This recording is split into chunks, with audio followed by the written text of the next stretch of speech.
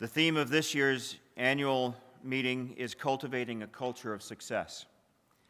I am honored to be standing before you today as your president, speaking about this topic, because I know most of you in this room have taken an active role in shaping the association to what it is today.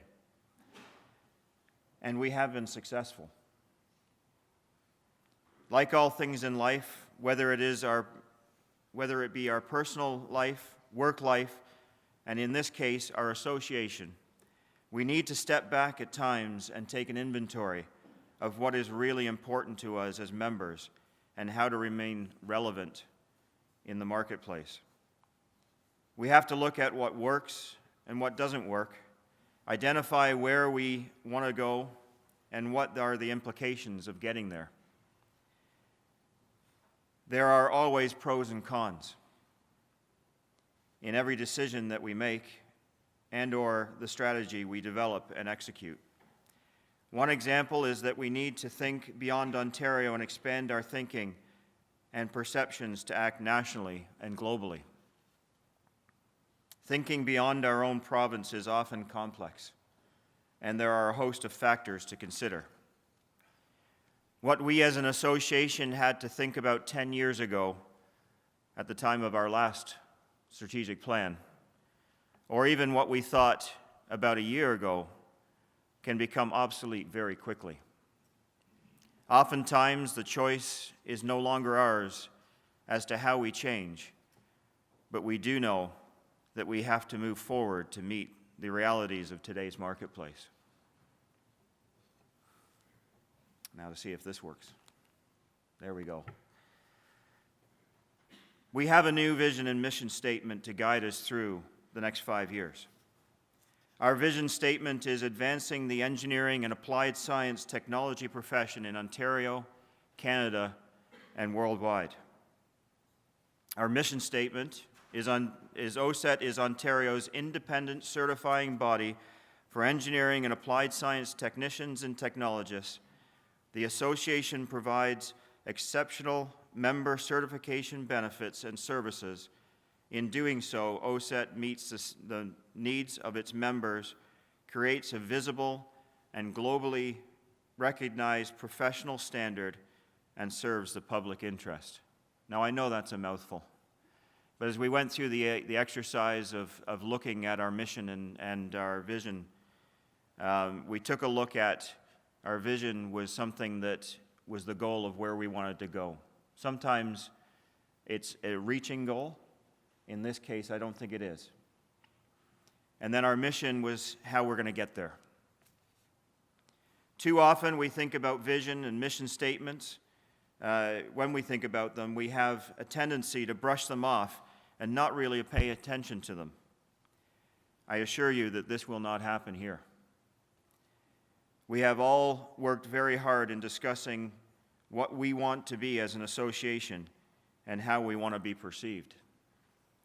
In drafting and finalizing these statements, we had input from many people in this room, stakeholder groups such as government, colleagues, employers, other associations, and industry experts.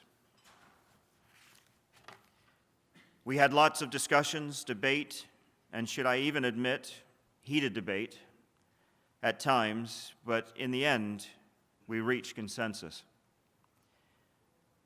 So right about now, I'm guessing you are probably asking yourself, now what?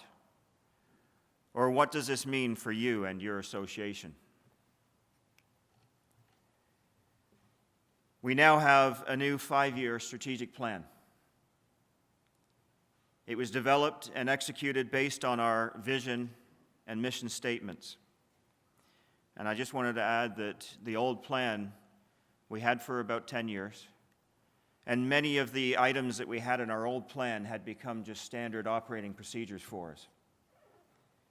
When developing this strategic plan, it is imperative that we looked at our strengths and weaknesses, our opportunities and our threats, and then prioritize what needs to be done in the short term and over the next 5 years.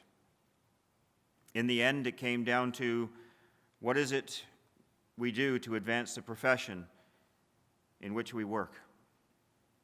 and we identified 3 strategic priorities to guide us over the next 5 years.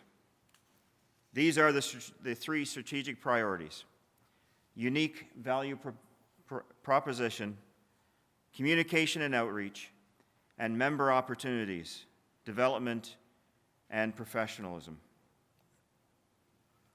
They are all intertwined to advance the profession. Within each of these priorities, there are a number of action items that we are all working towards.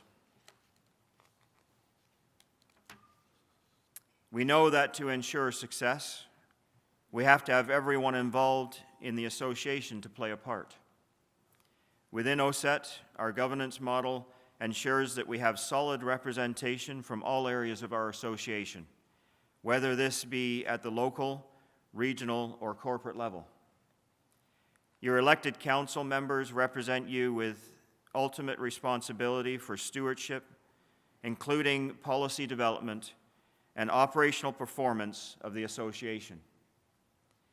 The OACETT Administration Board, or OAB, is responsible for the oversight of the finances and administration of the association.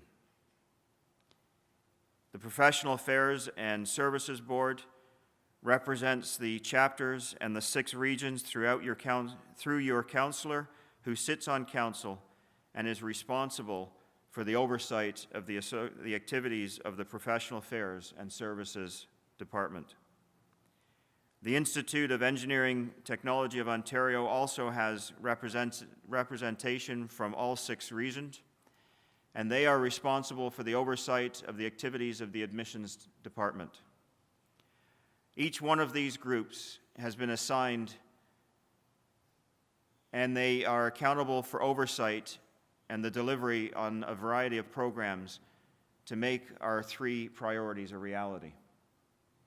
Business plans detailing activities, performance metrics, and budgets are developed annually and reported on quarterly.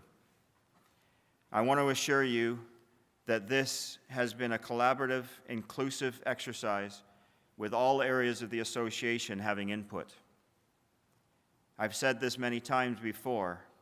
We are so fortunate to have over 24,500 members, over 350 active volunteers, 28 chapters, employees, and committees who are all dedicated to our association. Just to put that in perspective, 11 months ago I was in a room about this size with a number of regulators for a conference. Most of those were from Ontario. And they were very envious over the fact that we had 350 volunteers that were active, because a number of them only had a handful, 6 or 8 volunteers. This is what is meant by cultivating a culture of success. Thank you. I will now turn the presentation over to President-elect Bob Vandenberg.